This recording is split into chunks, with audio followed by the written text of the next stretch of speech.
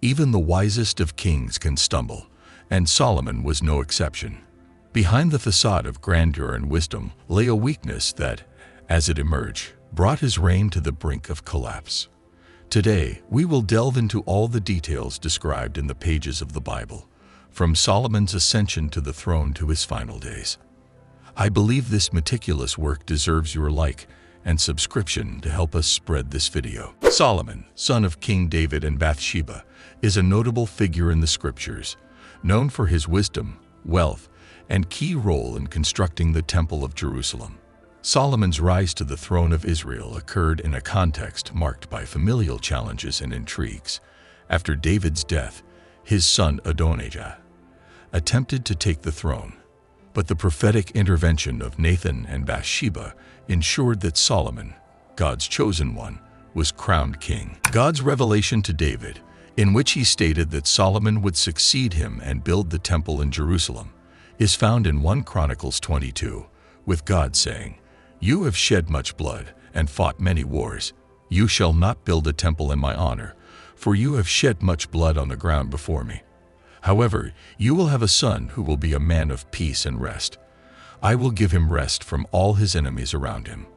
His name will be Solomon, and I will grant Israel peace and quiet during his reign."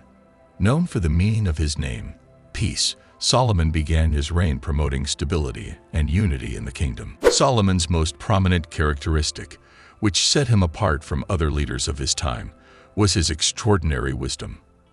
Early in his reign, Solomon made a significant covenant with God, seeking divine guidance for his governance. This covenant and its conditions are documented in 1 Kings 3-3:14. The key event occurred in Gibeon, where Solomon offered sacrifices before the Lord. That night, God appeared to Solomon in a dream and said, "Ask for whatever you want me to give you." In response, Solomon expressed his humility, recognizing the responsibility of leading the people of Israel, and specifically mentioned his need for wisdom to judge and govern with justice. He acknowledged his absolute dependence on God to guide his steps and make wise decisions for the benefit of the people of Israel. Solomon's choice to ask for wisdom instead of wealth or personal success demonstrated his desire to lead with integrity and justice, reflecting the heart of a wise and God-fearing leader. God's response to Solomon's plea was remarkable. God praised the king's choice and, in addition to granting the wisdom Solomon requested, also promised additional blessings, including wealth and honor unparalleled in Israel's history. A famous episode illustrating this wisdom is the case of the two women disputing the maternity of a child. The narrative, found in 1 Kings 3:16-28, describes two women living together who gave birth around the same time. However, one of the children died, leading both women to claim the surviving child as their own. Faced with this dilemma, the women appeared before King Solomon seeking justice. Instead of making a hasty decision, Solomon proposed an extraordinary solution. He suggested dividing the child in half and giving each woman half. The response of each woman revealed the true mother. The woman who genuinely loved the child implored the king not to harm the child and suggested giving the child to the other woman instead. The other woman, who was not the biological mother, agreed to the division. Solomon's astute response revealed the true mother, the woman willing to give up the child to protect it from harm.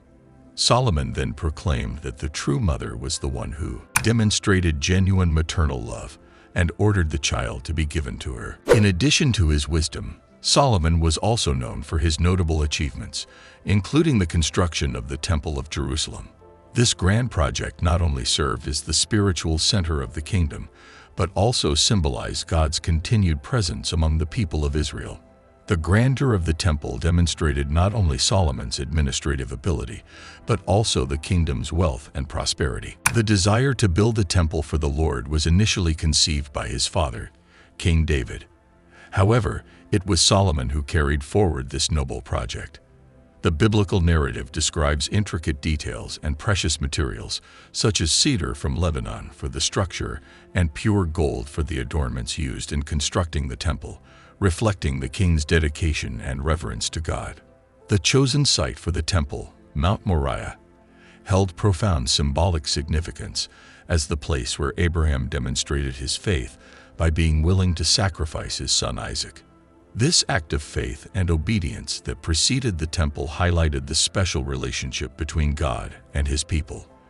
The Temple of Solomon became the spiritual and cultural epicenter of Israel, a symbol of unity and worship. Solomon also dedicated himself to international alliances, solidifying commercial and diplomatic relations. The visit of the Queen of Sheba, who came to test Solomon's wisdom, is a notable example of these external relations. These events are recorded in 1 Kings 10-113 and 2 Chronicles 9-112. Upon arriving in Jerusalem, the Queen of Sheba presented Solomon with difficult questions, testing his wisdom. The Bible recounts that Solomon answered all her questions, and there was nothing he could not explain to her. The queen's journey to Jerusalem was marked by an impressive caravan carrying an abundance of spices, gold, and precious stones. The exchange of gifts during the visit highlighted the diplomatic nature of this encounter. In addition to the Queen of Sheba's visit, Solomon also established diplomatic relations with other kingdoms. He made marital alliances with princesses from neighboring nations, such as Egypt and Phoenicia, a common practice at the time to strengthen alliances and promote peace between kingdoms. However, throughout his reign, Solomon was not immune to failings. Despite being celebrated for his wisdom and grandeur, his story is also marked by mistakes and deviations that eventually had significant consequences for his reign and Israel's history. One of Solomon's primary deviations was his involvement with foreign women, against divine instructions. The Bible reports in 1 Kings 11-13 that Solomon loved many foreign women besides Pharaoh's daughter and took princesses from neighboring nations, contrary to God's law, which prohibited marriages with women who worshipped other gods. These marriages were not just political alliances, but also introduced foreign cultural and religious influences into Israel. The foreign wives brought their religious practices and gradually exerted a negative influence on Solomon. He began to tolerate the worship of various idols and participate in rituals contrary to the exclusive worship of the God of Israel. The culmination of this deviation was the construction of temples for the idols in honor of his wives' deities, an act that directly contradicted God's commandments. Solomon's final days, as recounted in 1 Kings 11-12, were marked by a mix of glory and shadows, revealing the complexities of life and governance. As Solomon aged, his previous choices, especially regarding marriages with foreign women and the acceptance of idol worship, began to negatively impact his reign. God's anger manifested, and he raised adversaries against Solomon. Jeroboam, a trusted official, rebelled against the king and became a prominent leader who would eventually lead the northern tribes. Solomon's death marked the end of an era.